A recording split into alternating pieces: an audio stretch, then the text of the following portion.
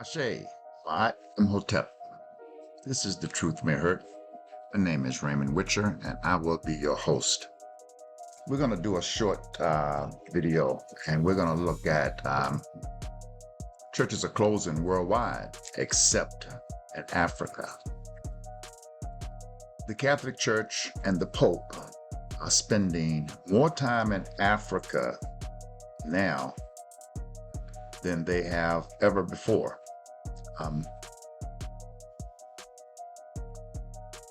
They are spending and putting more money into developing Catholicism in Africa now because churches are closing in America. They're closing in Europe, throughout Europe, okay?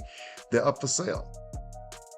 And when we look at the data and we look at the statistics, Africa is the only country, well, no, the only continent that has 54 countries that is producing about 15,000 to 16,000 priests every year. Okay. Without Africa, the Catholic Church and Catholicism will shut down. They can't make it without Africa. Okay. I'm going to show you, I've copied and pasted some of the information over here to the right, and I'll show you the links so that you can look at it yourself. I just pulled a few things out.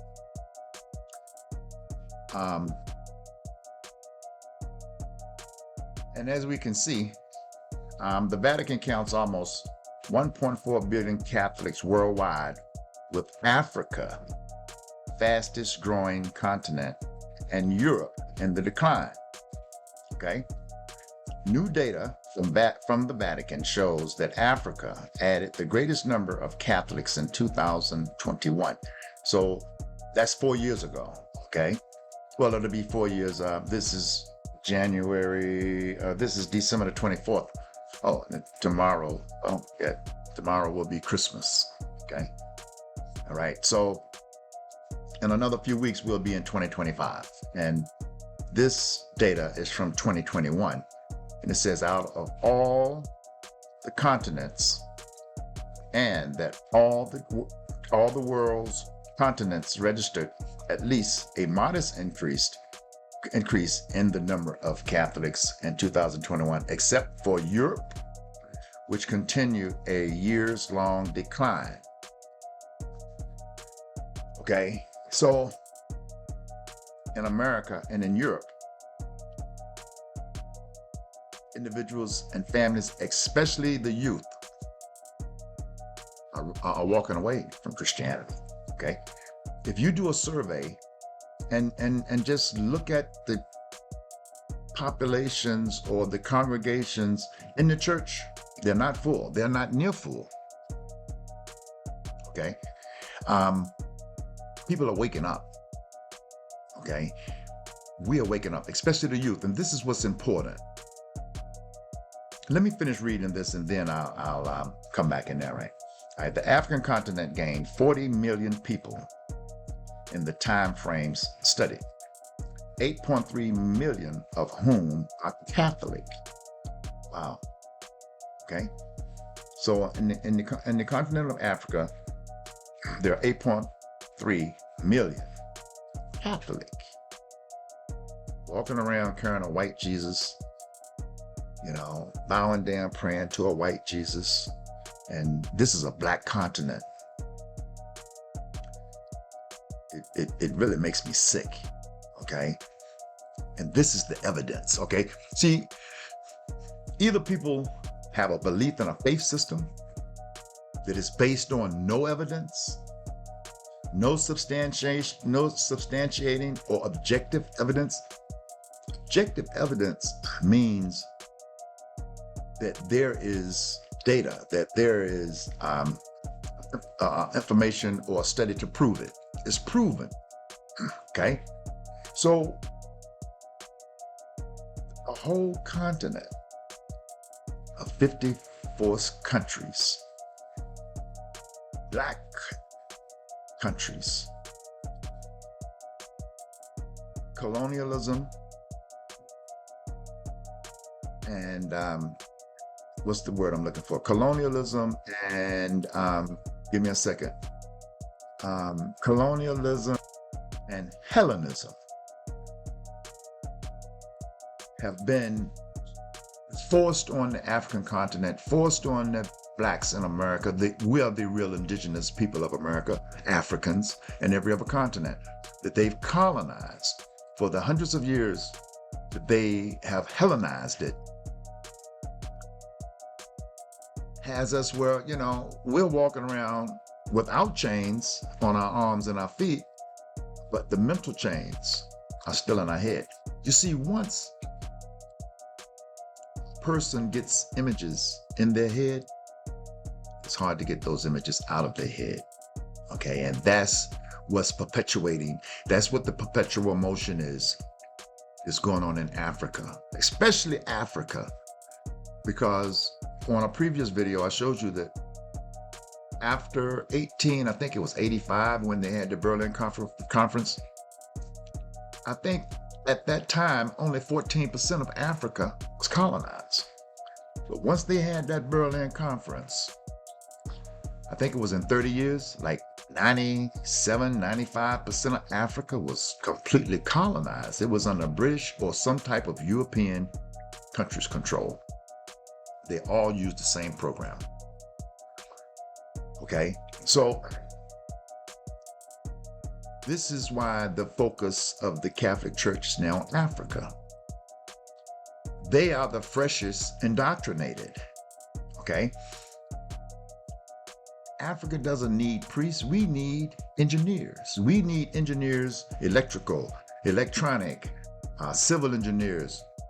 All of these engineers are the ones that's going to change the fate of Africa, not priests teaching lies. I'm just going to tell it like it is. Yeah, tomorrow's Christmas. Don't celebrate it. It's a lie. It's a way to get money out of your pocket and to give you false hope that on this day the Son of God was born. Okay. All right. I'm going back to the presentation. Pope Francis has shown, this is supporting what I'm telling you. Pope Francis has shown particular pastoral attention to Africa this year, making a visit to the heavily Catholic Dominican Republic of Congo and South Sudan in early 2023. Early in 2023. Everybody else is waking up, okay?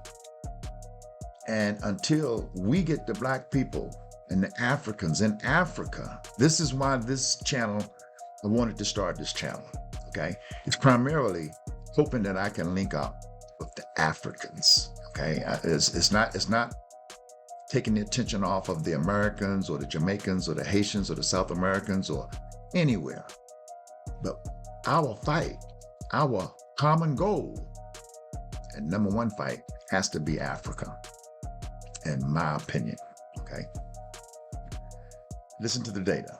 Europe suffered the largest drop with 3,632 fewer priests from the previous year, balancing out that loss, however, was a net gain of more than 1,500 priests in Africa and about half that many in Asia. The Americas lost nearly 1,000 priests. The Oceanias recorded a smaller gain or less than a dozen. Christianity is going down the drain everywhere across the globe except Africa. And I need you to know that. I need you to know that you are the target of the Catholic Church. You are the only sustainability for the Catholic Church. Okay? Just wake up. Okay? Just wake up. All right? All right, we're going to go down. Churches are closing at rapid numbers in the United States, researchers say, as congregations dwindle across the country, and a younger generation of Americans abandon Christianity altogether, even as faith continues to dominate American politics. Okay? About 4,500 Protestant churches closed in 2019. I'll read that again. About 4,500 Protestant churches closed in 2019. The last year data is available with about 3,000 new churches opening. Okay? Right? It was the first time that the number of churches in the United States hasn't grown since the evangelical firm started studying the topic, with the pandemic spreading up a broader trend of the Americas. Turning away from Christianity, researchers say the closures will only have accelerated. So really the pandemic slowed it down. Okay? So let's take a look right quick at what's going on. Okay, that's not what I want. I want to go here, right? So, thousands of churches closing every year in the U.S. Okay, I'm going to put this link and attach it so that you can come back and read it. All right, I'm not going to read it to you. I've copied and pasted some things out of it, and we'll go from there. I had another one. Okay, I'm going to go back here, and let's go back here. Let's see. Churches. Right. Here we are. All right. This is the article I was telling you about. The Vatican counts almost 1.4 billion Catholics worldwide, with Africa's fastest growing continent, and Europe in decline. So I'm gonna attach these. I'm gonna put this. I'm gonna attach it to the presentation, and then I'll try to put the links in the description so that you can just put it up. I usually forget to put it in the descriptions, but at least you'll have it in the presentation. All right. So we have to understand that you're being targeted. Blacks have always been targeted under this colonial system, but right now the focus is solely and strictly on the continent of Africa. Okay. I'm going to make this a short clip. I'm going to try to start breaking these down a little bit more to 15, 20-minute clips. And if I make a longer one, I will make part 1, part 2, and if I need part 3, because I understand that everybody doesn't have time. And when people see my videos at 45 minutes or an hour, they just don't have time. Okay, so I'm trying to get a better way to do this. And I think breaking them down into part 1, part 2, and if I need part 3, that it might be a little bit better, a better way to get this information out. Okay. I appreciate everybody that has subscribed. Please subscribe, like, and share. I'm getting some comments back, and one of them was video's a little bit too long. Okay, we're going to end with a few controversial biblical verses. We're going to go to Matthew chapter 6, verses 26 through 30. This is out of the New International Version. These verses are controversial in accordance with what Jesus promises. Okay? In accordance with these verses, no faithful believer, tither, should be hungry, homeless, or without clothing. Okay? This is what these verses promise. Okay? So nobody in the church And no one that is actually a faithful believer should be experiencing any of these things. All right. One of the saddest things I've ever seen was an African brother who did a video and he put it on. I saw it on Facebook. And this brother was crying, and he was begging the church to give him some of his money back so he could feed his family. And he was saying, please, please, please, please, I can't feed my family. I'm not getting back what's been promised to me. We're hungry. Please, can you give us back some money so I can feed my family? Okay, so let's look at Matthew chapter 6, verses 26 through 30. Look at the birds of the air. They neither sow nor reap, nor gather into barns, and yet your heavenly Father feeds them. Are you not of more value than they? All right? And which of you, by being anxious, can add a single hour to his lifespan? And why are you anxious about clothing? Consider the lilies of the field, how they grow. They neither toil nor spin. Yet I tell you, even Solomon in his glory was not arrayed like one of these. But if God is if God so clothes the grass of the fields, which today is alive and tomorrow is thrown into the oven, will he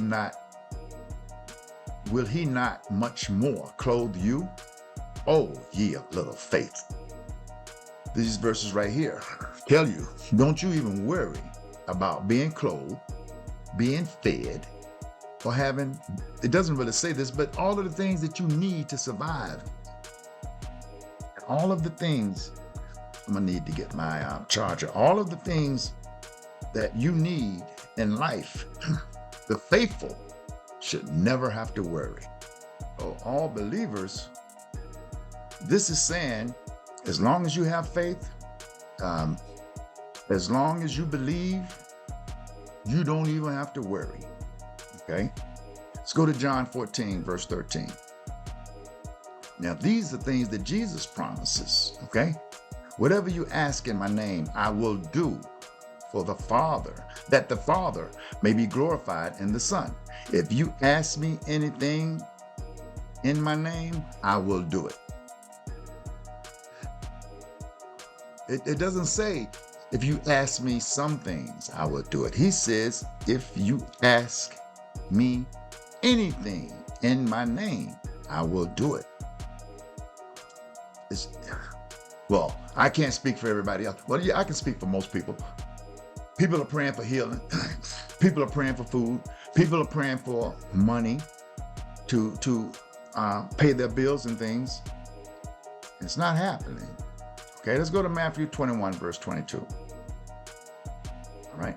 Whatever you ask in prayer, you will receive if you have faith. I'm not making it up. This is in accordance with the Gospel of Matthew, one of the four Gospels. Okay? Let's go to John 14, 14. If you ask me anything in my name, I will do it. How many times is Jesus telling us? How many times is Matthew telling us and making these promises that people have so much faith in that's not happening? Okay? Let's go to Mark 11, verse 24. Therefore, I tell you, whatever you ask in prayer, believe that you will receive it, and it will be yours. That's per Mark. So we have the Gospel of Matthew promising, the Gospel of John promising, the Gospel of Mark promising. Okay? Matthew, I'm sure you go to Luke and find it. I just pulled up a few. All right? Let's look at John 15, verse 7. If you abide in me and my words abide in you, ask whatever you wish, and it will be done for you. Now, that is a broad scope. I'll read it again. If you abide in me and my words abide in you. Ask whatever you wish, and it will be done for you. Is John lying? Is Mark lying? Is Matthew lying? Who's lying? Why aren't these things coming true? Okay.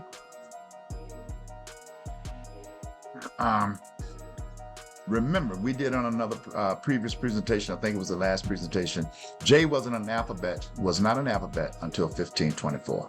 So how did Jews get into the scriptures? Now remember, when I was talking about Abraham, and I did this presentation saying that the letter J wasn't an alphabet until 1524, I asked, how was there a Jacob? I didn't say how is there a Jerusalem, but how is there a Jacob? How is there a Jerusalem? And how is there Jews mentioned in the Old Testament? Okay, remember that J wasn't an alphabet until 1524. We went over this in previous presentation, the last one I did. And we were talking about Abraham, and it's in the presentation of how believing Abraham existed has us messed up. Okay, and they're the promise that God sent, who was it? Cyrus to he said he was going to clear a path so that he could get this land for Jacob. Well, how could there be a Jacob in the Old Testament? How could there be a Jerusalem in the Old Testament? How could there be Jews in 2 Kings if there wasn't a J until 1524? Okay, so that's controversial, and that shows that the Bible has been changed. It has been manipulated. See, in a document, an engineering document, this is an engineering document, King James says this is his version. Okay, well, the truth doesn't have versions. Lies have versions, or changes to a document needs to record. Every time that you change something in the Bible, it should have been a revision. When King James Version first came out, it was released at revision dash. That means that this is the first release of this version. Anytime anything in King James or any Bible is changed or something's added to it, that revision is supposed to change from a dash to an A, from an A to a B, from a B to a C, all the way down. Each time that it's changed, something's added or taken away, it should be what we call a change log history. It shows what it was, what it is now, and why it needed to be changed. If they had done that, you would understand everything that they did. You would be able to see their rationale for doing it, and you would have security in its authenticity. But when you just have a King James Version and it's had all of these changes and you can't track it and see it, it's a mess, okay? And it's a well-dressed lie. So when we get into, for some reason I have 2 Kings twice, so give me a second. Let me just take this out. Well, I'm gonna leave it like it is. One of them is the International Version, the other one is the King James Version. I'm showing you the differences. So I'm gonna leave it like it is, and we're gonna get out of here after I do this. Okay. The first time Jews are mentioned in the Bible is in 2 Kings, chapter 16, verse 6. That's 11 books into the Bible. Now, when you talk to Jews or the Jewish faith, they'll tell you all of the Old Testament is about the Jews. Well, it's kind of strange that you is all about you, but you are not mentioned until 2 Kings. You're mentioned in 2 Kings by the reference of the Jews and the King James Version, and a reference to the people of Judah in the International Version. Well, there was no J, so it couldn't have been nothing of the people of Judah. There was no J, so it couldn't have been no Jews. There was no J, so it couldn't have been of Jerusalem. All right. So I just wanted to give you this a little bit, and we're going to get out of here. And I'm going to say Ashe and have a great day.